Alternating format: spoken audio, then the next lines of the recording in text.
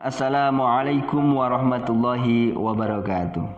Alhamdulillah, pada kesempatan yang baik ini saya ingin berbagi sebuah tema terkait dengan diam yang tidak selalu emas. Kita lebih sering mendengar sebaliknya, bahwa diam adalah emas. Kan tetapi pada perspektif kali ini ada hal yang baru yang barangkali bisa menjadi pemikiran kita bersama, bahwa sebenarnya keputusan untuk diam itu terkadang bahkan lebih sering tidak berbuah emas.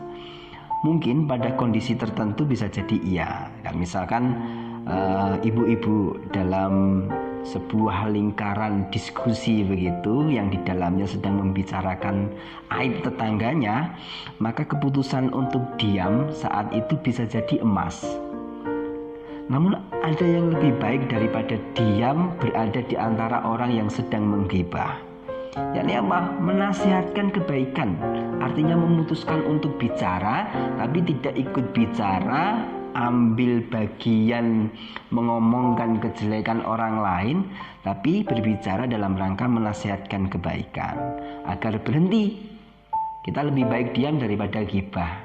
Nah, maka diamnya itu bisa jadi emas, tapi menasihatkan kebaikan kepada rekan-rekannya untuk kita jangan gibah, maka sejatinya itu adalah permata.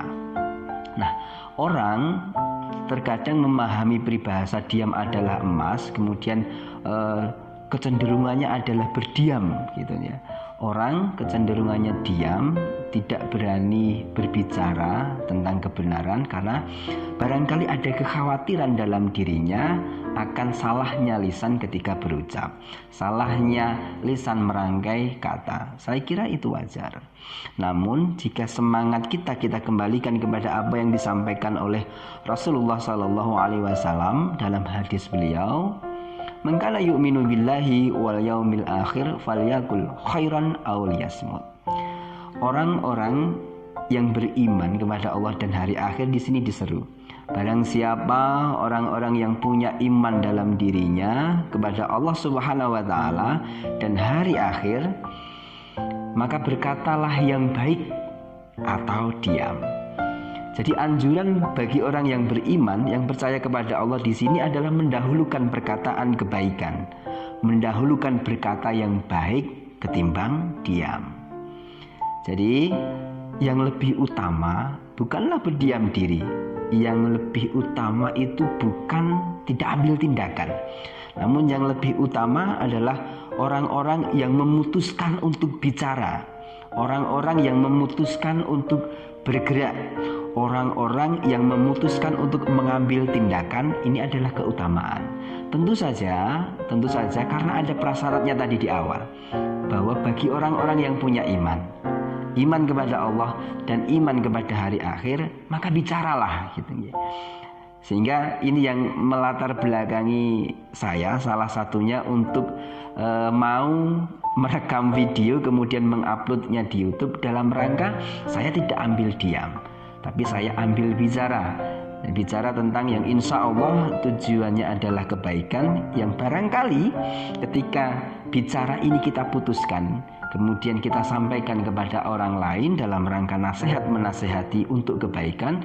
Nah, insya Allah ini bagian dari tugas yang dibebankan kepada orang yang punya iman dalam dirinya, orang yang yakin kepada hari akhir, yaitu memutuskan untuk berbicara.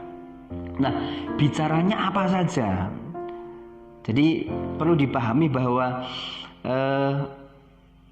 bicara yang baik di sini itu tidak terhenti atau tidak hanya dibatasi oleh adab-adab kesantunan, adab-adab kesopanan belaka. Ya, jadi kalau orang tidak mampu bicara sopan, mendingan situ diam saja. Bukan demikian. Ya, orang kalau tidak bisa berdakwah gitu ya, tabligh menyampaikan melalui kajian, mendingan diam saja. Tidak demikian.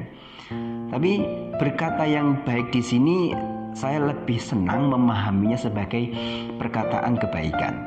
Nah, semua aktivitas, semua kegiatan, baik itu lisan, kemudian fisik yang itu menunjukkan pergerakan, yang bukan diam ya, yang menunjukkan pergerakan asalkan niatnya adalah lillahi ta'ala, kemudian ditujukan untuk ibadah. Pergerakan, ajakan bergerak untuk kebaikan itu adalah perkataan kebaikan. Waliyakul khairan, berkata yang baik itu tidak sekedar lisan mengucapkan adab kesopanan ketika berbicara, tapi ada misi di sini. Karena landasannya tidak main-main, landasannya adalah orang yang beriman kepada Allah dan kepada hari akhir. Nah, ketika landasannya adalah iman, tentu saja saya tidak percaya kalau itu hanya terbatas kata-kata adab kesopanan saja, melainkan falyakul khairon, berkata yang baik itu adalah perkataan kebaikan. Bisa jadi di situ kebijakan, ya, bisa jadi di situ instruksi kebaikan, kebijakan yang di situ berdampak kepada hal yang positif, itu adalah perkataan kebaikan yang harus didahulukan. Bisa jadi nasihat itu sendiri, bisa jadi dakwah, bisa jadi kita guru yang mengajarkan kepada muridnya, itu adalah bagian dari perkataan kebaikan. Nah, yang intinya semua aktivitas ambil tindakan untuk bergerak ke arah kebaikan itu jauh lebih utama ketimbang diam.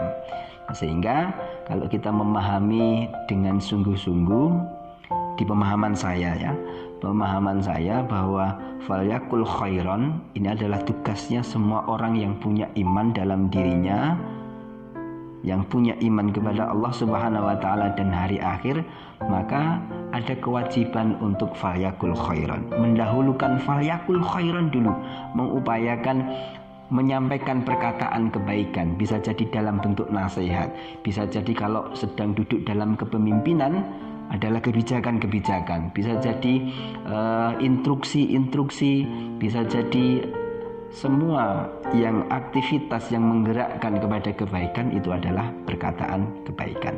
Karena tidak pilih untuk diam, tapi ambil tindakan untuk bergerak menjadi lebih baik. Nah, semoga bermanfaat. Nasihat ini adalah untuk saya pribadi, karena ini menginspirasi saya. Tema terkait ini menginspirasi saya pribadi untuk membuat video ini kemudian share ke YouTube. Barangkali ada nilai kemanfaatan yang bisa dibagikan untuk orang lain, bahwa mari kita bergerak dalam perkataan kebaikan. Terima kasih. Assalamualaikum warahmatullahi wabarakatuh.